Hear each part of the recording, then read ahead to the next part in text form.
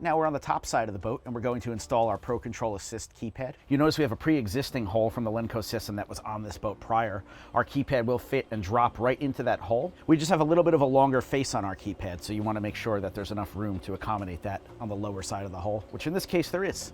Now we're inside the console of the boat, and on the back side we're going to use our locking collar to tighten down the keypad while somebody's on the top side ensuring that the face of the keypad is nice and straight. Now for the Pro Control Assist system, we're going to tap into the boat's existing NMEA 2000 network using one of the supplied T connectors and one of the short supplied drop cables. This will connect into the NMEA 2000 port on the back of the keypad. The other drop cable is going to be for the keypad. All right, so to connect the keypad into the NMEA 2000 network already existing on board the vessel, we're going to disconnect one of the NTs and terminators here. So this is the power drop T. And now with the network detached, we are going to add a new T connector for the keypad. All right, so now we're going to use one of our shorter drop cables to connect the longest network plug on the back of our keypad into the NMEA 2000 global network on board the vessel in one of the Ts that we have just installed. All right, so now in the console, we are going to grab our actuator power leads and wire them into power for each individual actuator. They also require 20 amp circuit protection per actuator. In this case, as opposed to using the supplied inline fuse holders, we're actually going to connect into a pre-existing fuse block that's inside the boat. All right, since this boat is equipped with Mercury digital throttle and steering that's compatible, we're actually going to connect this SmartCraft cable into the back of the keypad through this large purple connection here.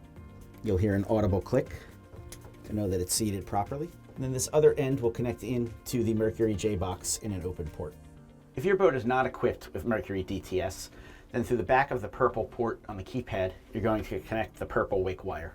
Once seated, you'll connect this end into a port on your ignition that gets positive 12 volt power when the ignition is switched to the on position. All right, now we're going to build out the console side of our Lenco 2K L2K network.